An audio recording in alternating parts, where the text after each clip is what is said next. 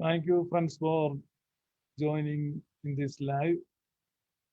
ഈ വിശുദ്ധ ദിവസത്തിൽ നമ്മൾ ഈ പരിശുദ്ധ ദിവസത്തിലെ എവങ്കേലിയൻ ഭാഗം നമുക്ക് ധ്യാനിക്കാം. വിശുദ്ധ യൗസേപ്പ് പിതാവിനുണ്ടായ സ്വപ്നത്തെക്കുറിച്ചുള്ള എവങ്കേലിയൻ ഭാഗമാണ്. നമുക്ക് എവങ്കേലിയൻ ഭാഗം ശ്രദ്ധിക്കാം.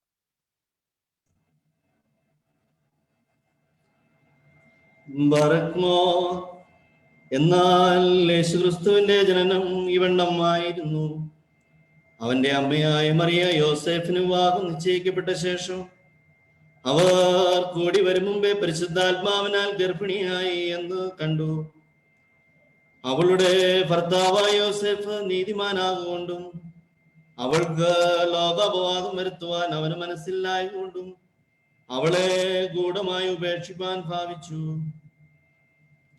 ഇങ്ങനെ നനച്ചിരിക്കുമ്പോൾ കർത്താവിന്റെ ദൂതൻ അവന് സ്വപ്നത്തിൽ പ്രത്യക്ഷനായി, ദാവീദിന്റെ മകനായ യോസേഫേ, നിന്റെ ഭാര്യയായ മറിയയെ ചേർത്ത് കൊള്ളുവാൻ ശങ്കിക്കേണ്ട. അവളിൽ ഉൽപാദിതമായത് പരിശുദ്ധാത്മാവിനാലാകുന്നു. അവൾ ഒരു മകനെ പ്രസവിക്കും. അവൻ തന്റെ ജനത്തെ അവരുടെ പാപങ്ങളിൽ നിന്ന് രക്ഷിപ്പാനിരിക്കൊണ്ട് നീ അവന് യേശു എന്ന് പേരിടണം എന്ന് പറഞ്ഞു. കന്യക ഗർഭിണിയായ ഒരു മകനെ പ്രസവിക്കും. അവന് ദൈവം നമ്മോട് കൂടെ എന്നർത്ഥമുള്ള ഇമ്മാനുവേൽ എന്ന് പേർ വിളിക്കും എന്ന് കർത്താവ് പ്രവാചകൻ മുഖാന്തരം അരുളി ചെയ്ത് നിവൃത്തിയാകുവാൻ ഇതൊക്കെയും സംഭവിച്ചു. യോസേഫ് ഉറക്കം ഉണർന്നു. കർത്താവിന്റെ ദൂതൻ കൽപ്പിച്ചതുപോലെ ചെയ്തു. ഭാര്യയെ ചേർത്തുകൊണ്ടു മകനെ പ്രസവിക്കും വരെ അവൻ അവളെ പരിഗ്രഹിച്ചില്ല. മകന് അവൻ യേശു എന്ന പേർ വിളിച്ചു. ദൈവമേ, സ്തുതി നിനക്ക് യോഗ്യമാകുന്നു. ബാറക്മോ. താങ്ക് യു ജിസ്. ഇന്നത്തെ എവങ്കേലിയൻ ഭാഗമാണ് നമ്മൾ ശ്രദ്ധിച്ചത്. വിശുദ്ധ യോസേപ്പ് പിതാവിന് ഉണ്ടായ ആ ദിവ്യമായ സ്വപ്നത്തിലെ അരുളപ്പാടിനെ കുറിച്ചാണ് നമ്മൾ കേട്ടത്. വിശുദ്ധ യോസേപ്പ് പിതാവിന് ഓർത്തഡോക്സിയിൽ എന്താണ് സ്ഥാനം? നമ്മൾ പലപ്പോഴും കത്തോലിക്ക ദൈവാലയങ്ങൾ ധാരാളം സെയിന്റ് ജോസഫിന്റെ ദൈവാലയങ്ങൾ കാണാൻ പറ്റും. പക്ഷെ ഓർത്തഡോക്സിൽ അത് വളരെ വിരളമാണ്. ഈ യോസേപ്പ് പിതാവിന് അതുപോലെ കത്തോലിക്ക സഭയിൽ നമുക്ക് കാണാൻ പറ്റും തിരുക്കുടുംബം എന്ന ഒരു ചിത്രീകരണം. അതുപോലെ ഈശോ മറിയം യൗസേപ്പ് എന്നുള്ള ഒരു പ്രയോഗം. ഇതൊന്നും ഓർത്തഡോക്സിയിൽ നമുക്ക് കാണാൻ കഴിയുന്നില്ല. ഈശോ മറിയം ഔസേപ്പേ, ഈ ആത്മാവിന് കൂട്ടായിരിക്കണമേ എന്നൊക്കെയുള്ള ഒരു പ്രാർത്ഥനയൊക്കെ വളരെ പ്രചാരത്തിലുള്ള ഒരു പ്രാർത്ഥനയാണ്. അപ്പൊ ഈശോ മറിയം ഔസേപ്പ് എന്നുള്ള ആ ഒരു സങ്കല്പം, തിരുക്കുടുംബ സങ്കല്പം, അത് ഓർത്തഡോക്സിയിലില്ല. തിരുക്കുടുംബ സങ്കല്പം. കാരണം തിരുക്കുടുംബ സങ്കല്പം നമ്മുടെ ദൈവശാസ്ത്രത്തിന്റെ കടക്കൽ കത്തിവെക്കുന്ന തിരുക്കുടുംബ സങ്കല്പത്തിന്റെ ഒരു അപകടമാണ്. കാരണം ദൈവമാതാവ്, ഞാൻ എപ്പോഴും പറയുന്നത് പോലെ തന്നെ, ദൈവമാതാവ് എന്നുള്ള ആ വിശ്വാസം നമ്മുടെ സ്വകാര്യ അഭിമാനമാണ്. ലോകത്ത് മറ്റൊരു സഭയ്ക്കും ഇല്ലാത്ത യുണീക്ക് ഫെയ്ത്ത്, നിസ്തുല്യമായ വിശ്വാസമാണ്. ആ നിസ്തുല്യത ഉള്ളത് കൊണ്ടാണ് ദൈവമാതാവ് എന്നുള്ള ആ പരിശുദ്ധ അമ്മയുടെ ആ നിസ്തുല്യതയെ നമ്മൾ ഹോൾഡ് ചെയ്യുന്നത് കൊണ്ടാണ് ഒരിക്കലും അമ്മയ്ക്കും കുഞ്ഞിനും ഒപ്പം നമ്മൾ യോസഫിനെ പോലും ചേർത്ത് വെക്കാത്തത്. കാരണം ആദ്യത്തെ വാഗ്ദത്തം, പ്രോട്ടോ എവങ്കേലിയോൻ എന്താണ്? സ്ത്രീയുടെ സന്തതി സർപ്പത്തിന്റെ തലയെ തകർക്കും എന്നാണ്. അപ്പൊ നമ്മളെ സംബന്ധിച്ച് സ്ത്രീയും അവളുടെ സന്തതിയുമാണ്. അതുകൊണ്ട് കുഞ്ഞിനെ വഹിച്ച അമ്മയാണ് നമ്മൾ ചിത്രീകരിക്കുന്നത്. ആ ഒപ്പം ഒരിക്കലും നമ്മൾ യോസഫിനെ കൊണ്ട് ചേർത്ത് വെക്കാറില്ല. എന്നാൽ യോസഫിനെ സഭ അംഗീകരിക്കുകയും ആദരിക്കുകയും ബഹുമാനിക്കുകയും ചെയ്യുന്നുണ്ടോ എന്ന് വെച്ചാൽ നിശ്ചയമായിട്ടുമുണ്ട്. ധാരാളം സമയങ്ങളിൽ ഇപ്പം ക്രിസ്തുമസ് കഴിഞ്ഞാൽ യോസഫിന്റെ പെരുന്നാൾ ആഘോഷിക്കുന്നുണ്ട്. അതുപോലെ തന്നെ ഇന്നത്തെ വായനാഭാഗമുണ്ട്. അതുപോലെ യോസഫിനെ ആ തരത്തിൽ അംഗീകരിക്കുന്നുണ്ട്. ഈസ്റ്റേൺ ഓർത്തഡോക്സിയിലാണെങ്കിൽ ഹോളി തിയട്ടക്കോസ് എന്ന് പരിശുദ്ധ അമ്മയെ വിശേഷിപ്പിക്കുമ്പോൾ തന്നെ യോസഫിനെ വിശേഷിപ്പിക്കാൻ അവരുപയോഗിക്കുന്ന ഒരു ദ ബെട്രോത്ത്ഡ് എന്നാണ്. അതായത് വിവാഹ നിശ്ചയം ചെയ്യപ്പെട്ടവൻ അതിനപ്പുറത്തേക്ക് പോയിട്ടില്ല. അപ്പം വിവാഹ നിശ്ചയം ചെയ്യപ്പെട്ടവൻ എന്നുള്ള ഒരു ടൈറ്റില് അവര് കൊടുത്തിട്ടുണ്ട്. നമ്മെ സംബന്ധിച്ച് കൃത്യമായ ദൈവശാസ്ത്ര ബോധ്യത്തിലാണ് ഓരോ ഉപദേശങ്ങളായാലും കർമ്മങ്ങളായാലും അനുഷ്ഠാനങ്ങളായാലും ആചാരങ്ങളായാലും കൂതാശകളായാലും പ്രാർത്ഥനകളായാലും എല്ലാം നമ്മുടെ ദൈവശാസ്ത്രവുമായിട്ട് പൊരുത്തപ്പെട്ടു പോകുന്നതായിരിക്കും. ഇന്നലെ ഞാൻ വളരെ ദയനീയമായ ഒരു കാഴ്ച കണ്ടു. ഒരു പെന്തക്കോസ്തിലെ പാസ്റ്റർ ആ വീഡിയോ ഷെയർ ചെയ്തിരിക്കുകയാണ്. നമ്മുടെ സുറിയാനി സഭയുടെ വെസ്റ്റ്മെന്റ്സ് ഒക്കെ ധരിച്ച ഒരു 4 അച്ഛന്മാര് ഒരു മദ്ബഹായിൽ നിന്നുകൊണ്ട് പെന്തക്കോസ്തുകാരുടെ ഒരു പാട്ട് പാടുകയാണ്. തീ പോലെ ഇറങ്ങണമേ എന്നുള്ള ഒരു പാട്ടാണ് പാടുന്നത്.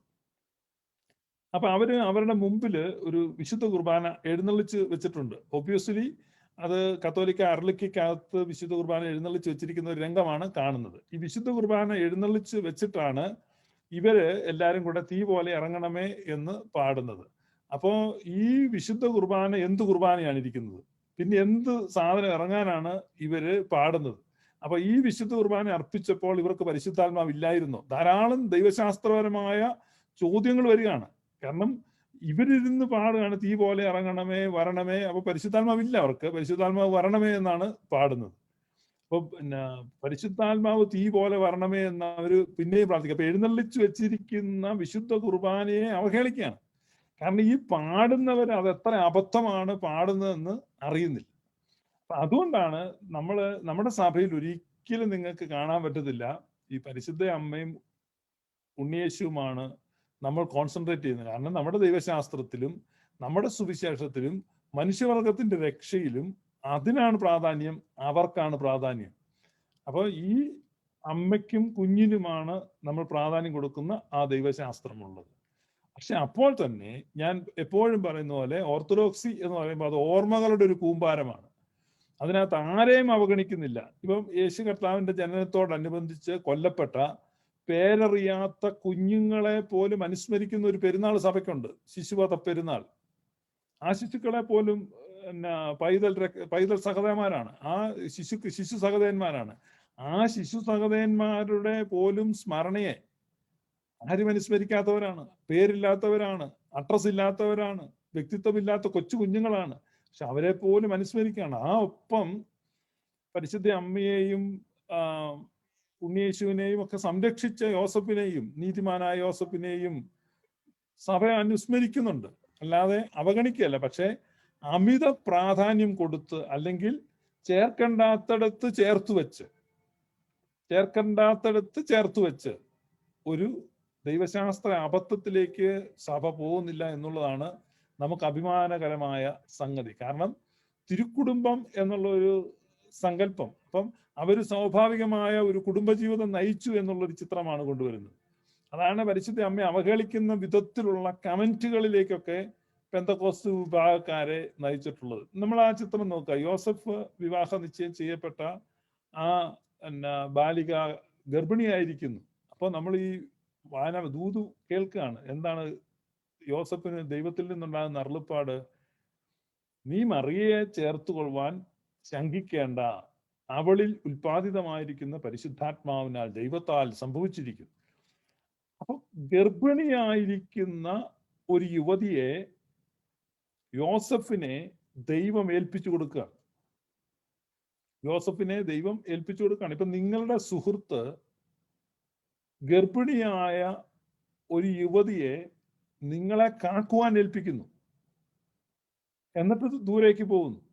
ഇപ്പോൾ ചോദിക്കും, ദൈവം സുഹൃത്താകുമോ എന്ന്? നിശ്ചയമായിട്ടും. കാരണം അബ്രഹാമിനോട് ദൈവം സംസാരിച്ചപ്പോൾ പിന്നീട് നമ്മൾ വായിക്കുന്നത് അബ്രഹാം ദൈവത്തിന്റെ സ്നേഹിതനായിരുന്നു. ഒരു സ്നേഹിതനോടെന്ന പോലെ അഭിമുഖമായി സംസാരിച്ചു. യേശു കർത്താവ് തന്റെ ശിഷ്യന്മാരോട് പറഞ്ഞത്, നിങ്ങൾ എന്റെ സ്നേഹിതന്മാരാണ്. Front of God. അപ്പം നീതിമാനായ യോസഫ് elevated to that position. He became a friend of God. God entrusted him with holy Theotokos. അപ്പൊ ഈ പരിശുദ്ധ ദൈവമാതാവിനെ ഈ ഗർഭവതിയായിരിക്കുന്ന യുവതിയെയാണ് ഏൽപ്പിക്കുന്നത്. നിങ്ങൾക്ക് മനസ്സിലാകുന്നുണ്ടോ? അതായത് ഗർഭിണിയായിരിക്കുന്ന ഒരു യുവതിയെ ടേക്ക് കെയർ ചെയ്യുവാൻ ഒരു പുരുഷന്റെ കയ്യിൽ ഏൽപ്പിക്കുകയാണ്. അപ്പോൾ ആ വിശ്വസ്തത എവിടെയാണ് കാണിക്കേണ്ടത്? ആ സ്ത്രീയെ പരിചരിക്കുന്നതിലും സംരക്ഷിക്കുന്നതിലും ഉള്ള വിശ്വസ്തതയാണ് ഈ ഏൽപ്പിക്കുന്ന ആൾ ഡിമാൻഡ് ചെയ്യുന്നത്. അല്ലാതെ ഗർഭിണിയായ ഒരു സ്ത്രീയെ, തന്നിൽ നിന്നല്ലാതെ ഗർഭം ധരിച്ച ഒരു സ്ത്രീയെ വിവാഹം ചെയ്യുന്ന രീതിയിലുള്ള ഹീനമായ അധമമായ ഒരു പ്രവൃത്തിയിലേക്ക് യോസഫ് പോയി എന്നാണ് ഈ ആളുകൾ ആരോപിക്കുന്നത്. എന്നാൽ യോസഫ് ഒരിക്കലും അങ്ങനെ ചെയ്തിട്ടില്ല. നീതിമാനായ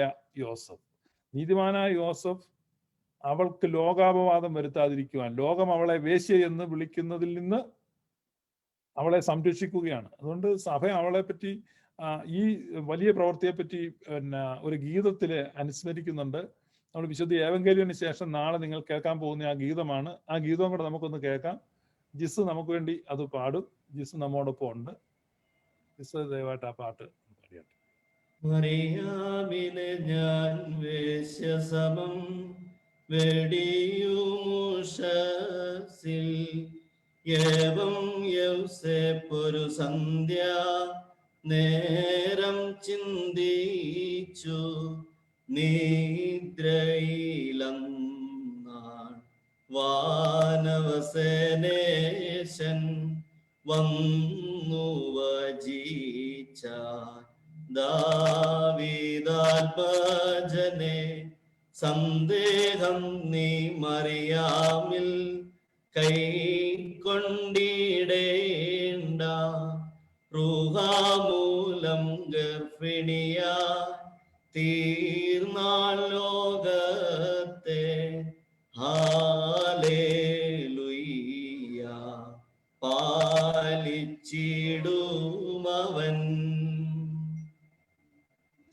താങ്ക് യു ജീസ്. അപ്പൊ ഇതാണ് നമ്മൾ പറയുന്നത്. പരിശുദ്ധാത്മാവിനാൽ അവൾ ഗർഭവതിയായിരിക്കുന്നു, അവളെ കൈക്കൊള്ളുവാൻ നീ ശങ്കിക്കേണ്ട. അപ്പം ദൈവം വലിയ ഒരു ഉത്തരവാദിത്വം യോസഫിനെ ഏൽപ്പിച്ചു കൊടുക്കുകയാണ്. വലിയൊരു ഉത്തരവാദിത്വം. അത് ചെറിയ ഉത്തരവാദിത്തമല്ല, വലിയ ഉത്തരവാദിത്വം. ആ വലിയ ഉത്തരവാദിത്വം യോസഫ് ഏറ്റെടുത്തു. യോസഫ് ഏതാണ്? കെയർടേക്കറാണ്. മറിയത്തിന്റെയും ഉണ്ണിയേശുവിന്റെയും കെയർടേക്കറാണ്. എന്തിന് കെയർടേക്കർ ആയെന്ന് ചോദിച്ചു കഴിഞ്ഞാൽ ദൈവത്തിന്റെ അരുളപ്പാട്, ദൈവത്തിന്റെ വാക്കാണ്. അപ്പൊ അത് ലോകപ്രകാരമുള്ള ബന്ധമല്ല.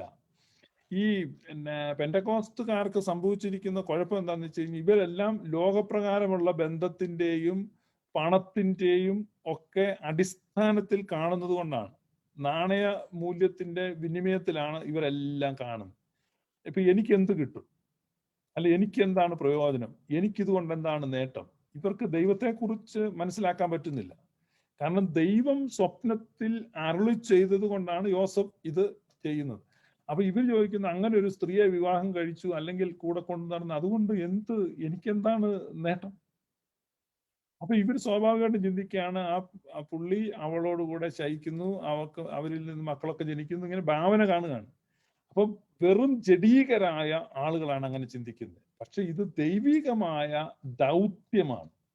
ദൈവികമായ ദൗത്യം ത്യാഗത്തിന്റെ വലിയ തലങ്ങളിലേക്ക് ക്ഷണിക്കുകയാണ്. അപ്പൊ ആ ത്യാഗത്തിന് തയ്യാറായിട്ടാണ് യോസഫ് ഈ പരിശുദ്ധ അമ്മയെ സ്വീകരിക്കുന്നത്. അപ്പം ഒരു സ്ത്രീയെ ഒരു കുഞ്ഞിന് ജന്മം കൊടുക്കുന്നു. ജന്മം കൊടുത്ത് കഴിയുമ്പോൾ ആ സ്ത്രീ വേറൊരു പുരുഷനിൽ നിന്ന് അടുത്തായിട്ട് വീണ്ടും ഗർഭം ധരിക്കുകയാണ്. ഇവരുടെ ഒരു സങ്കല്പമാണ്. അപ്പൊ മൂത്ത കുഞ്ഞാരാണ്? ആദ്യത്തെ കുഞ്ഞാരാണ്? ആദ്യത്തെ കുഞ്ഞും രണ്ടാമത്തെ കുഞ്ഞുമായിട്ട് ഒരപ്പനല്ല. അപ്പൊ പല അപ്പന്മാർക്കുള്ള മക്കളെ ജനിപ്പിച്ച ഒരു സ്ത്രീ എന്ന നിലയ്ക്ക് ലോകത്തിലെ ഏറ്റവും അധപ്പതിച്ച നിലയിലേക്ക് പരിശുദ്ധ അമ്മയെ തരം താഴ്ത്തുന്ന അധമന്മാരാണ് പെന്തക്കോസ്തുകാർ. ഹീനന്മാരാണ് പെന്തക്കോസ്തുകാർ. ഇവര് പറയുന്നുണ്ട്, അത് പിന്നെ ഗർഭം ധരിക്കുന്നത് തെറ്റാണോ എന്ന് ചോദിച്ചു കഴിഞ്ഞാൽ അങ്ങനെയാണ്. അപ്പൊ നിങ്ങളുടെ ഒക്കെ വീട്ടിൽ അങ്ങനെയാണോ? നിങ്ങളുടെ മക്കള് പലരും പല തന്തയ്ക്കുണ്ടായവരാണോ? ഇങ്ങനെ പല അപ്പന്മാർക്കും ഇങ്ങനെ മക്കൾ ഉണ്ടായിക്കൊണ്ടിരിക്കുകയാണോ? ഒരിക്കലും അല്ല. അപ്പൊ സുചരിതയായ ഒരു സ്ത്രീയെ ഒരു കുഞ്ഞിനെ പ്രസവിച്ചാൽ ആ സ്ത്രീ രണ്ടാമത് ഒരു കുഞ്ഞിനെ പ്രസവിക്കുന്നെങ്കിൽ അതേ പിതാവിൽ നിന്നുള്ള കുഞ്ഞായിരിക്കും. അതായത് ഞങ്ങളുടെയൊക്കെ നാട്ടിൽ അങ്ങനെയാണ്, നല്ല സ്ത്രീകൾക്ക് 4 മക്കളുണ്ട്, 4 പേർക്കും ഒരു തന്തയായിരിക്കും അല്ലെങ്കിൽ ഒരപ്പനായിരിക്കും. അപ്പം പരിശുദ്ധ അമ്മ വീണ്ടും പ്രസവിച്ചു എന്നൊക്കെയുള്ള വിഡ്ഢിത്തം നിങ്ങൾ പറയുമ്പോൾ നിങ്ങൾ ഓർക്കണം എത്ര വലിയ അബദ്ധമാണ് നിങ്ങൾ പറയുന്നത്. കാരണം ദൈവമായ കർത്താവിൽ നിന്ന് വിശുദ്ധ പ്രജയായ യേശു കർത്താവ് ജനിച്ചെങ്കിൽ ആ സ്ത്രീയെ ടേക്ക് കെയർ ചെയ്യേണ്ട ഉത്തരവാദിത്വം സ്വർഗത്തിനുണ്ട്. അപ്പൊ അടുത്തതായിട്ടൊരു കുഞ്ഞിനെയും അവിടെ കൊടുക്കുന്നെങ്കിൽ ഒന്നാമത്തെ കുഞ്ഞ് എങ്ങനെ ജനിച്ചു അങ്ങനെ തന്നെ ജനിക്കാൻ പറ്റത്തുള്ളൂ. അല്ലെങ്കിൽ ആ സ്ത്രീയെ അവഹേളിക്കുകയാണ്, ആ സ്ത്രീയെ വേശ്യസമമാക്കി മാറ്റുകയാണ്. അപ്പം പരിശുദ്ധ അമ്മയെ വേശ്യസമമാക്കി മാറ്റാതെ അമ്മയെ സൂക്ഷിച്ചു എന്നുള്ളതാണ് യോസഫിന് കൊടുക്കുന്ന മെറിറ്റ് സഭ. നമ്മൾ ആ പാട്ടിനകത്ത് അങ്ങനെയാണ് കേട്ടത്. നമ്മുടെ ജീസസ് അത് ഒന്നുകൂടെ പാടും, നിങ്ങൾ അത് ഒന്നുകൂടെ ശ്രദ്ധിക്കുക. നാളെ നിങ്ങൾക്ക് കേൾക്കാൻ പറ്റുന്ന പാട്ടാണ്, നാളെ പള്ളിയിൽ പോകുന്നവർ കേൾക്കും. ദയവായിട്ട് ഒന്നുകൂടെ പാടിയാട്ടെ ജീസേ. മറിയാമിനെ ഞാൻ വേശ്യസഭം വെടിയുമുഷസിൽ ഏവം യൗസേപ്പൊരു സന്ധ്യ നേരം ചിന്തിച്ചു നിദ്രയിലന്ന വാനവസേദേശൻ വന്നു വജിച്ചാൻ ദാവീദാത്മജനെ സന്ദേഹം നീ മറിയാമിൽ കൈക്കൊണ്ടിടേണ്ട റൂഹാമൂലം ഗർഭിണിയ തീർന്നാൾ ലോകത്തെ ഹാലേലുയ്യ പാലിച്ചിടുമവൻ.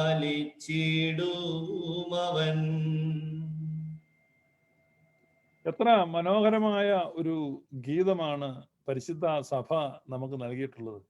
അപ്പൊ നമ്മൾ പറയുന്നത് പരിശുദ്ധ അമ്മയെ ഒരു വേശ്യയാക്കി വിടാൻ താൻ തയ്യാറല്ല, ശരിക്കും പരിശുദ്ധ അമ്മയെ വേശ്യയാക്കി മാറ്റുകയാണ്.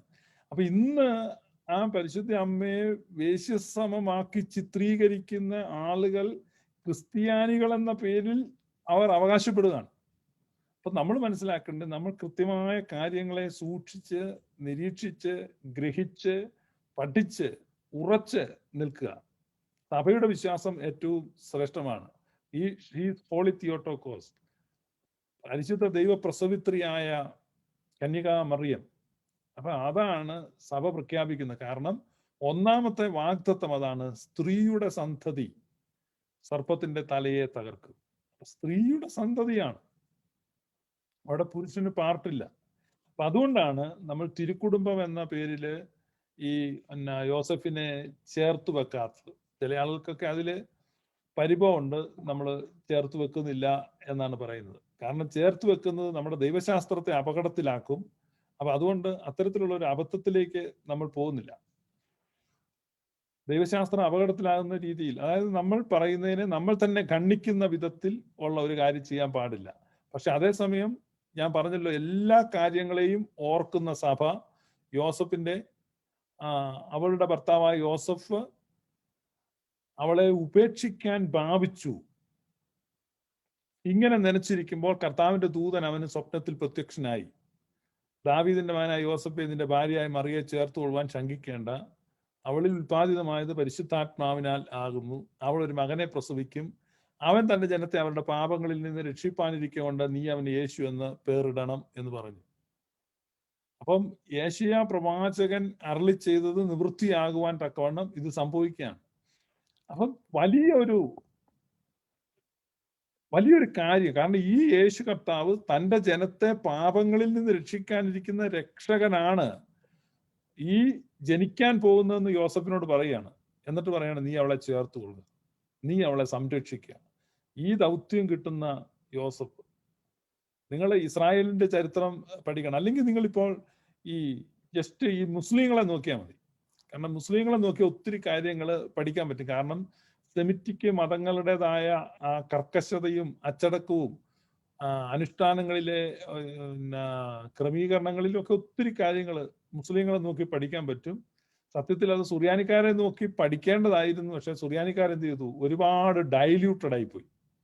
ഡൈല്യൂട്ടഡ് എന്ന് പറഞ്ഞു കഴിഞ്ഞാൽ ദയനീയമായിട്ട് നേർപ്പിച്ച് അങ്ങ്. കാരണം നോയിമ്പിൽ വെള്ളം കലർത്തി, നമസ്കാരങ്ങളിൽ വെള്ളം കലർത്തി, പ്രാർത്ഥനകളിൽ വെള്ളം കലർത്തി എന്ന് പറഞ്ഞാൽ കലർത്തി. കാരണം 7 നേരത്തെ യാമ പ്രാർത്ഥനകളെ നമ്മൾ എന്ത് ചെയ്തു? സൗകര്യത്തിന് വേണ്ടി ചുരുക്കി 2 നേരമാക്കി, പിന്നെ 1 നേരമാക്കി, പിന്നെ ഇല്ലേലും കുഴപ്പമില്ലെന്നൊക്കെ ആക്കി, പിന്നെ ഇങ്ങനെയൊക്കെ ആക്കി. അപ്പൊ യാമപ്രാർത്ഥനകൾ എന്ത് ചെയ്തു? പക്ഷേ മുസ്ലിങ്ങളെ നോക്കുക, അവർ 5 നേരം നിസ്കാരം എന്ന് 6-ാം നൂറ്റാണ്ടിൽ പറഞ്ഞെങ്കിൽ 21-ാം നൂറ്റാണ്ടിൽ അവർ 5 നേരം നിസ്കാരത്തെ ഹോൾഡ് ചെയ്യാണ്. പക്ഷെ അവർക്ക് ഈ 5 നേരം നിസ്കരിക്കാനുള്ള പ്രചോദനം, ഈ ആശയം എവിടെ നിന്നാണ് കിട്ടിയത്? സുറിയാനി സഭയിൽ നിന്നാണ്. കാരണം സുറിയാനി സഭയുടെ 7 നേരം നിസ്കാരമാണ്. യഹൂദൻ 5 നേരം ഇല്ല, യഹൂദന് 3 നേരമേ ഉള്ളൂ. പക്ഷെ 7 നേരം നിസ്കാരം വെച്ചിരിക്കുന്ന ഈ സഭയുടെ പ്രാർത്ഥനകളെ എന്ത് ചെയ്തു? കോപ്പി ചെയ്തിരിക്കുന്നു. അതുപോലെ തന്നെ നോമ്പുകൾ, നമുക്ക് എത്ര നോമ്പുണ്ട്? ഇപ്പോഴും നമ്മൾ നോമ്പിലൂടെ പോയിക്കൊണ്ടിരിക്കുക. പക്ഷെ നോമ്പാണെന്ന് അറിയുന്നില്ല. ഇന്നലെ ഞാൻ ഒരാൾ പറഞ്ഞപ്പോൾ അയ്യോ നോയമ്പാണോ എന്ന് ചോദിച്ചു. പക്ഷെ അപ്പം നമ്മൾ നോയമ്പിൽ എന്ത് ചെയ്തു? നോയമ്പിൽ വെള്ളം കലർത്തി, നമസ്കാരങ്ങളിൽ വെള്ളം കലർത്തി. അങ്ങനെ വന്നപ്പോ നമുക്കിപ്പോ മാതൃകയായിട്ട് നോക്കാൻ ഇപ്പം മുസ്ലിങ്ങളെ നോക്കിയാൽ, ഞാൻ പറഞ്ഞു വന്നത് അവരുടെ ഓരോ കാര്യങ്ങളിൽ ഇപ്പം ഭീകര പ്രവർത്തനങ്ങൾ അവരുടെ മതത്തിന് വേണ്ടിയാണ്, ദൈവത്തിന് വേണ്ടിയാണ്. ഏറ്റവും വലിയൊരു ലോകം കണ്ട ഏറ്റവും വലിയ ടെററിസ്റ്റ് അറ്റാക്ക് നടന്നത് ന്യൂയോർക്കിലാണ്. 2001 സെപ്റ്റംബർ 11 ട്വിൻ ടവർ ഇടിച്ചു കളഞ്ഞു, ഇരട്ട ടവറുകൾ ന്യൂയോർക്കിൽ ഇടിച്ചു കളഞ്ഞു വിമാനം ഉപയോഗിച്ച്.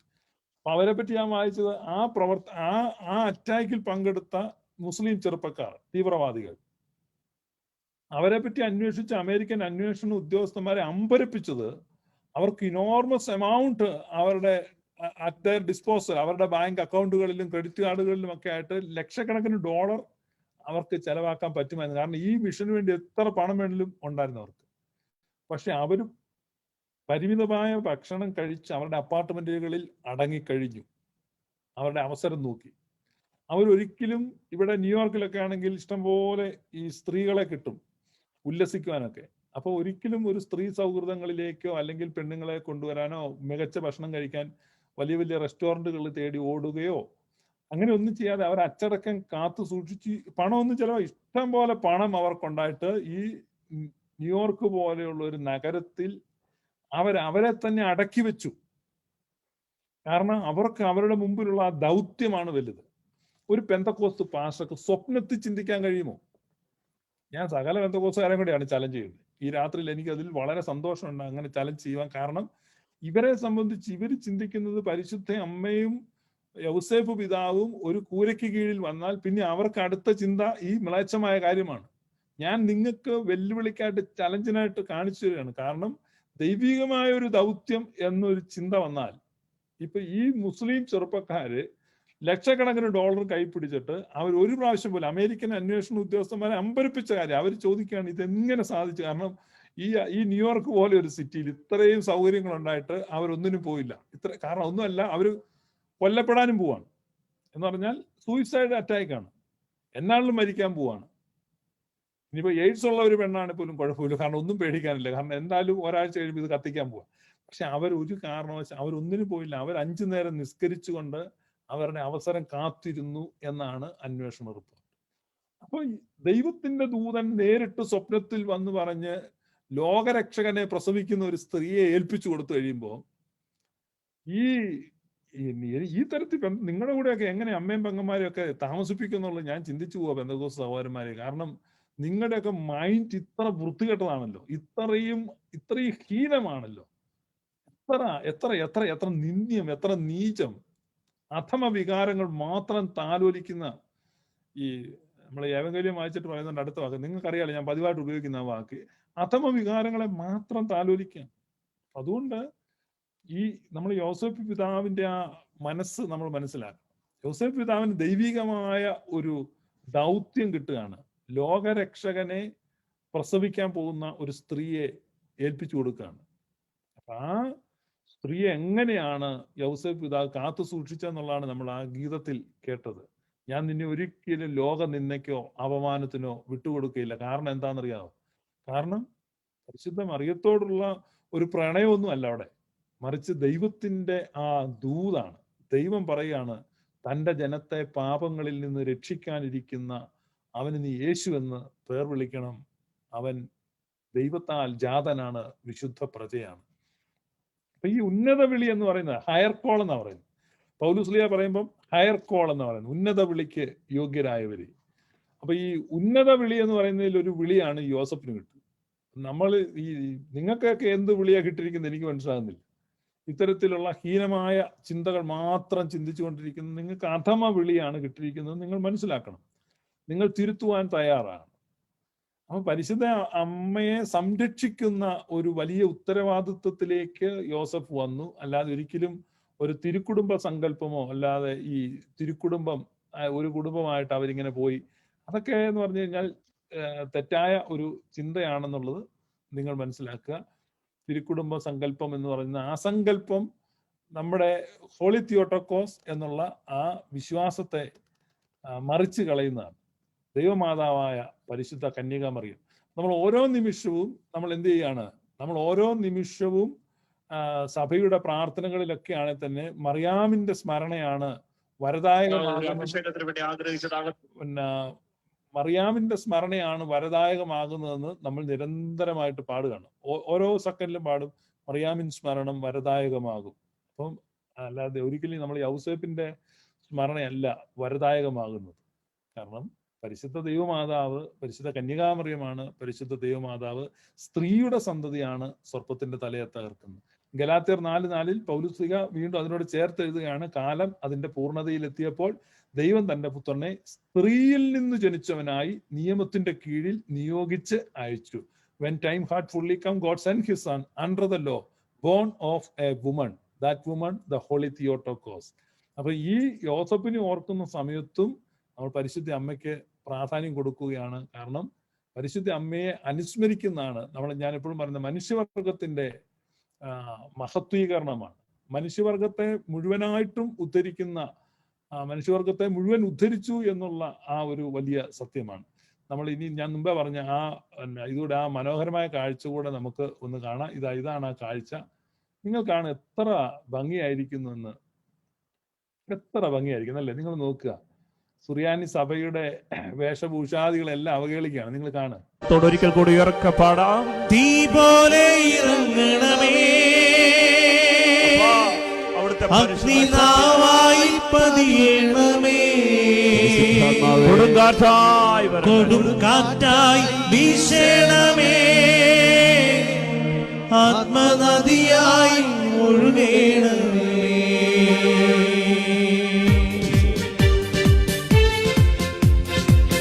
കരങ്ങളടിച്ച് സന്തോഷത്തോടെ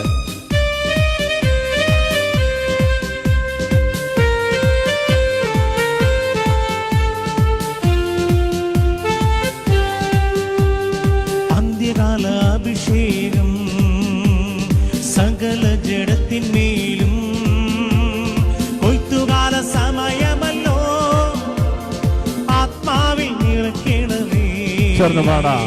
അന്ത്യകാല അഭിഷേകം സകല ജഡത്തിന്മേലും. അത് കഴിയുമ്പോൾ അത് പുരോഗമിച്ച് കുറേയേറെ കോപ്പിറൈറ്റുകളിലൊക്കെ പോകും. നിങ്ങൾ നോക്ക്, ഇത് എങ്ങനെയാണ് ഏതെനിൽ പാമ്പ് കയറിയത് എന്നോട് ഒരാൾ ചോദിച്ചു. ഇതാണ്ടോ എങ്ങനെയാ കയറി വരുന്നത്? ഇതൊക്കെ നമ്മൾ മനസ്സിലാക്കേണ്ടതാണ്. നിങ്ങൾ ലജ്ജിക്കുക, അത്ര എനിക്ക് പറയാനുള്ളൂ. സ്വയം ലജ്ജിക്കുക. എന്താണ് നിങ്ങൾ ആ മുമ്പിൽ പൊക്കി വെച്ചിരിക്കുന്ന സാധനം? എന്താണ്? ഒരു സാധനം ഇങ്ങനെ വെച്ചിട്ടുണ്ട് നടുക്ക്. അതെന്തോ അത് ദിവ്യ ശരീരമെന്നോ ദിവ്യ കാരുണ്യമെന്നോ ഒക്കെ വിശേഷിപ്പിക്കുന്നുണ്ട്. ഇപ്പൊ ഈ സാധനം നിങ്ങൾ വിശുദ്ധ കുർബാന അർപ്പിച്ചോ നിങ്ങൾക്ക് പരിശുദ്ധാത്മാവ് ഇല്ലായിരുന്നു? പിന്നെ എന്ത് സാധനമാണ് തീ പോലെ ഇറങ്ങി വരേണ്ടത്? നിങ്ങൾ എന്താ മനസ്സിലാക്കുന്ന? അന്ത്യകാലത്ത് എന്താ അഭിഷേകം വരുമെന്ന് ഈ പറയുന്നത്? നിങ്ങൾ ആളുകളെ മണ്ടന്മാരാക്കരുത്. പെന്തക്കോസ്തുകാർക്ക് ബോധമില്ല. അത് അവരെന്തെങ്കിലും ഒരു പാട്ട് എഴുതും, ട്യൂണ് കൊള്ളാന്ന് വെച്ചിരുന്ന് പാടുക. ഒരിക്കലും നമുക്ക് അങ്ങനെ പാടാൻ പാടില്ല, ചുമ്മാ വരയ്ക്കാൻ പാടില്ല. അപ്പൊ അതുകൊണ്ടാണ് നമ്മുടെ പിതാക്കന്മാർ ഈ കാര്യത്തിൽ വളരെ കൃത്യമായിട്ടാണ് പ്രബോധനങ്ങൾ നൽകിയിട്ടുള്ളത്. നിങ്ങളിപ്പോ ഇവിടെ നോക്കുക, ആ അച്ഛന്മാരവിടെ ഒന്ന് വെച്ച് പറയാം അന്ത്യകാല അഭിഷേകം വരണമേ. അപ്പൊ ഈ പരിശുദ്ധാത്മാവ് എന്ന് പറഞ്ഞാൽ എന്താണ്? പരിശുദ്ധാത്മാവ് ഒരു വ്യക്തിയാണ്. പരിശുദ്ധാത്മാവ് ഒന്നുകിൽ വന്നു ഇല്ലെങ്കിൽ ഇല്ല. ഇപ്പൊ എൻ്റെ ഒരു ഷിബു പീഡിയക്കൽ, ഇപ്പൊ ഞാനിപ്പോ എന്നോട് കൂടെ ഈ പാട്ട് പാടിയ ജിസ് സഹോദരനുണ്ട്. അദ്ദേഹം കോതമംഗലത്താണ്. അപ്പൊ ഞാൻ അദ്ദേഹത്തോട് പറയാണ്, ജിസ ഞാൻ ജനുവരി 8 നാട്ടിൽ വരുന്നുണ്ട്, ഞാൻ 10 ജിസിന്റെ വീട്ടിൽ വരും. അപ്പൊ ജിസ അവിടെ വൈഫിനോടും അയൽക്കാരോടും ഒക്കെ പറഞ്ഞു ഇങ്ങനെ ഞാൻ വരുന്നു. ഓക്കെ, അപ്പൊ 10-ാം തീയതി രാവിലെ തൊട്ട് ജിസ് ഞാൻ വരുന്നത് നോക്കിയിരിക്കുക. അപ്പൊ ഇടയ്ക്ക് എന്നെ വിളിച്ചു ചോദിക്കും, ഇപ്പം എവിടെയായി? അപ്പൊ ഞാൻ പറയും മൂവാറ്റുപുഴ കഴിഞ്ഞു. പിന്നെ കുറച്ച് കഴിഞ്ഞ് വീണ്ടും വിളിച്ചു ചോദിക്കും. അപ്പൊ ഞാനിങ്ങനെ പറഞ്ഞുകൊണ്ടിരിക്കുകയാണ്. അപ്പൊ കോതമംഗലമായി, പിന്നെ കോതമംഗലത്തിൽ എങ്ങോട്ടാണ് അത് വീട്? ഞാൻ അവിടെയോട്ട് ചെല്ലാന്ന് ഞാനൊരു വ്യക്തിയാണ്. അപ്പം ഞാൻ പറയാണ്, ജിസ ഞാൻ വന്നോണ്ടിരിക്കുകയാണ്, ഞാൻ ഇന്ന് കുറച്ച് വരും, ബാക്കി നാളെ കുറച്ച് വരും, പിന്നെ ഒരു 2-3 മാസത്തിനകം ജിസ് കുറച്ചുകൂടെ ഞാൻ വരും, പിന്നെ കുറച്ച് ഞാൻ കുറച്ചുകൂടെ വരും. അതെന്തോ വരവാ? അല്ല, ഇന്ന് നിങ്ങൾ തീരുമാനിക്കണം പരിശുദ്ധാത്മാവ് നിങ്ങളെ സംബന്ധിച്ച് വ്യക്തിയാണോ ശക്തിയാണോ? ഈ ഇലക്ട്രിസിറ്റി പോലെ എന്തോ ഒരു ശക്തിയാണ് പരിശുദ്ധാത്മാവ് എന്നാണ് ഇവർ ചിന്തിച്ചിരിക്കുന്നത്. അതുകൊണ്ട് ഈ പരിശുദ്ധാത്മാവ് ഇങ്ങനെ വന്നുകൊണ്ടിരിക്കുകയാണ്. വോൾട്ടേജ് കുറവാണ്, അതിന് വോൾട്ടേജ് കൂട്ടി ട്രാൻസ്ഫോമർ വെക്കുകയാണ്. ആ ധ്യാന കേന്ദ്രം ട്രാൻസ്ഫോമർ ഒക്കെ പൊക്കി വോൾട്ടേജ് കൂട്ടി, കത്തി, നല്ലപോലെ കത്തി. പണ്ടൊക്കെ ഞങ്ങളുടെ നാട്ടിൽ വോൾട്ടേജ് ഇല്ല, മണ്ടം ബൾബ് എന്ന് പറഞ്ഞൊരു ബൾബുണ്ട്. ഇതുകൊണ്ട് വെച്ച് കഴിയുമ്പോൾ ഇങ്ങനെ. അപ്പൊ ഇതിന് ഈ മണ്ടം ബൾബ് കത്തിപ്പിക്കുക. തീ പോലെ ഇറങ്ങണമേ. പ്രിയപ്പെട്ടവരെ, നിങ്ങളുടെ ദൈവശാസ്ത്രത്തെ എല്ലാം അപകടത്തിലാക്കുകയാണ്. നിങ്ങളെ വെറും വിഡ്ഢികളാക്കുകയാണ്, നിങ്ങളെ വാണിഭമാക്കുകയാണ്, കച്ചവടമാക്കുകയാണ്. തീ പോലെ ഇറങ്ങണം, കാറ്റ് പോലെ അടിക്കണം. എന്ത് തീ പോലെ വരണമെന്ന് നിങ്ങൾ പറയുന്നു? Holy spirit is a person. പരിശുദ്ധാത്മാവ് ഒരു വ്യക്തിയാണ്. ഈ സത്യം നിങ്ങൾക്ക് മനസ്സിലാകുന്നില്ല. അതുകൊണ്ടാണ് നിങ്ങൾ ഇങ്ങനെ വരണമേ ഇച്ചിരിയാണ് പോരട്ടെ. ഇപ്പം നമ്മള് സദ്യക്ക് സാമ്പാർ ഒഴിക്കുന്നില്ല, കുറച്ചുകൂടി ഒഴുകി എന്ന് പറഞ്ഞാൽ അങ്ങനെയല്ല പരിശുദ്ധാത്മാവ്. പരിശുദ്ധാത്മാവ് ഒരു വ്യക്തിയാണ്. ആ പരിശുദ്ധാത്മാവിനെ നിങ്ങൾക്ക് തന്ന നിങ്ങളുടെ പൗരോഹിത്യം ഒന്നും ശരിയാണെന്നുള്ള എനിക്കറിയത്തില്ല. ശരിക്കും പൗരോഹിത്യമുള്ള ഒരു സഭയിലെ ഒരു പുരോഹിതനെ സംബന്ധിച്ച് പരിശുദ്ധാത്മാവിന്റെ നൽവരത്തോടു കൂടെ പൗരോഹിത്യ സ്ഥാനത്തേക്ക് ഉയർത്തപ്പെട്ടാൽ അദ്ദേഹം വിശുദ്ധ കുർബാന ചൊല്ലുന്ന സമയത്ത് ആ വിശുദ്ധ കുർബാന കർത്താവിന്റെ തിരുശരീര രക്തങ്ങളാണ്. അപ്പൊ അപ്രകാരമായി തീർന്നു എന്ന് നിങ്ങൾ സങ്കല്പിക്കുന്ന ഒരപ്പത്തെ മുന്നിൽ വെച്ച് ആ അപ്പത്തെ അവഹേളിക്കുന്ന ഒരു പാട്ടാണ് നിങ്ങൾ പാടുന്നത്.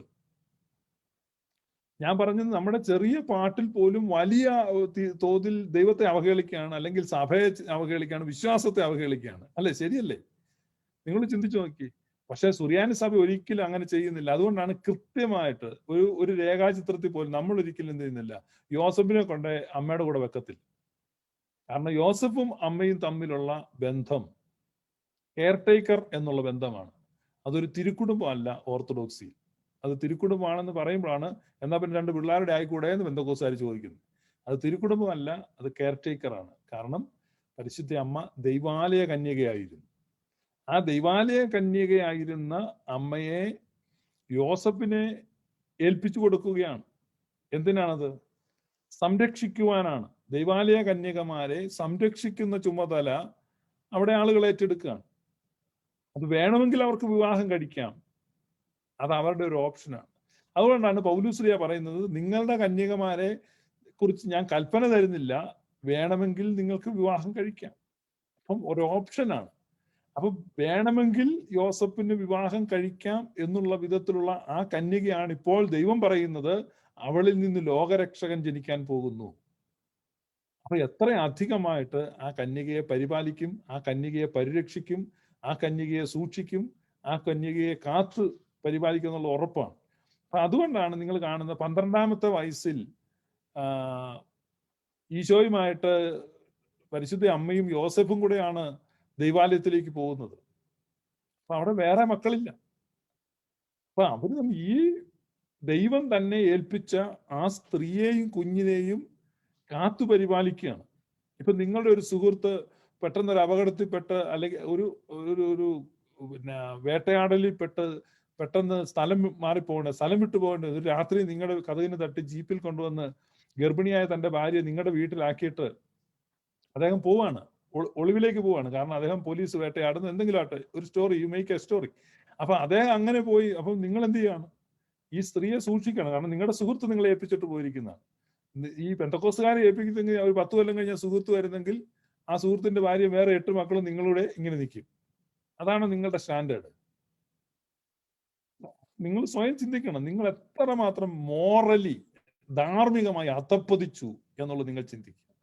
അതുകൊണ്ട് പരിശുദ്ധ അമ്മ മഹാഭാഗ്യവതിയും നിത്യകന്യകയും ദൈവമാതാവുമായ പരിശുദ്ധ മറിയം സഭാപിത. നിങ്ങൾ ഈ കക്ഷത്തിൽ വെച്ചുകൊണ്ട് നടക്കുന്ന ബൈബിളിലെ ഈ പുസ്തകങ്ങളെ ക്രോഡീകരിച്ച പരിശുദ്ധ അത്താനാസ്യോസ് ആണ്, AD 367. ആ പരിശുദ്ധ അത്താനാസ്യോസ് പിതാവ്, നിങ്ങൾ കൊണ്ട് നടക്കുന്ന ബൈബിള് നിങ്ങൾക്ക് ഉണ്ടാക്കി തന്ന പിതാവ് പരിശുദ്ധ അമ്മയെ കാണുന്നത് എങ്ങനെയാണെന്നറിയാമോ? മഹാഭാഗ്യവതിയും നിത്യകന്യകയുമാണ്. എവർ വിർജിൻ ഹോളി മേരി എന്നാണ് അദ്ദേഹം പറഞ്ഞത്, അല്ല മറ്റൊന്നും പറഞ്ഞിട്ട്. ഇപ്പൊ എവർ വിർജിൻ എന്ന് അത്തനേഷ്യസ് വിശ്വസിച്ചിരുന്നു. അതായത് ബൈബിൾ ക്രോഡീകരിച്ച സഭാപിതാവ് വിശ്വസിച്ച അതേ വിശ്വാസമാണ് പരിശുദ്ധ സഭയ്ക്കുമുള്ളത്. അതാണ് ഞങ്ങൾ ഈ പറയുന്നത്. അതുകൊണ്ട് ഇന്ന് സഭ യോസഫിനെ അനുസ്മരിക്കുന്നു. നാളത്തെ എവങ്കേലിയോനിൽ നമ്മൾ സഭ യോസഫിനെ അനുസ്മരിക്കുന്നു. അത് വലിയ കാര്യമാണ്, യോസഫിനെ അനുസ്മരിക്കുന്നത്. യോസഫ് ചെയ്തത് നിശ്ചയമായിട്ടും കമൻഡബിൾ ജോബാണ്. പക്ഷേ കൃത്യമായിട്ട് കൊടുക്കേണ്ട ആ സ്ഥാനം, അതായത് യോസഫ് അത് ചെയ്തു എന്നതുകൊണ്ട് യോസഫിനെ പിടിച്ച് പരിശുദ്ധ അമ്മയുടെ കൂടെ ഇരുത്തി അതൊരു കുടുംബമായിരുന്നു എന്നൊന്നും പറയത്തക്ക വിധത്തിലുള്ള ഒരു എടുത്തുചാട്ടം അല്ലെങ്കിൽ അത്തരത്തിലുള്ള ഒരു അവിവേകം സഭ കാണിക്കുന്നില്ല. സഭ, അതാണ് ഞാൻ ഈ സഭയെ ഇഷ്ടപ്പെടുന്നതിന് ഏറ്റവും വലിയ കാര്യം. കൃത്യമായ സ്ഥാനമാണ്. യോസേപ്പ് കൃത്യമായിട്ട് എന്ത് ചെയ്തോ അതിന് തക്കവണ്ണമായിട്ട് യോസേപ്പിനെ സഭ മാനിക്കുന്നു. അത് നിശ്ചയമായിട്ടും വലിയ കാര്യമാണ്. അതുകൊണ്ട് നാളത്തെ ഏവങ്കേലിയൻ ഭാഗമാണ് നമ്മൾ ചിന്തിച്ചത്. ആ ഏവങ്കേലിയൻ ഭാഗവും നാളത്തെ വിശുദ്ധ കുർബാനയും നിങ്ങൾക്ക് ഓരോരുത്തർക്കും അനുഗ്രഹമാകട്ടെ എന്ന് ഞാൻ ആശംസിക്കുന്നു. അതുകൊണ്ട് ഇത്തരത്തിലുള്ള നോൺ ഓർത്തഡോക്സി ആയിട്ടുള്ള ചിന്തകൾ, ചിത്രങ്ങൾ, അതെല്ലാം നമ്മുടെ മനസ്സിൽ നിന്ന് മാറ്റിക്കളയുക. യൗസേപ്പ് പിതാവ് ആരായിരുന്നു, അദ്ദേഹത്തിന്റെ സ്ഥാനം എന്തായിരുന്നു എന്ന് കൃത്യമായിട്ട് നമുക്കുണ്ട്. ദൈവം നിങ്ങളെ അനുഗ്രഹിക്കട്ടെ. നാളത്തെ ആ ഗീതം നമുക്ക് ഒരിക്കൽ കൂടെ ശ്രമിച്ചുകൊണ്ട് ഇന്നത്തെ ഈ ധ്യാനം ഞാൻ അവസാനിപ്പിക്കുന്നു. ദൈവം നിങ്ങളെ അനുഗ്രഹിക്കട്ടെ.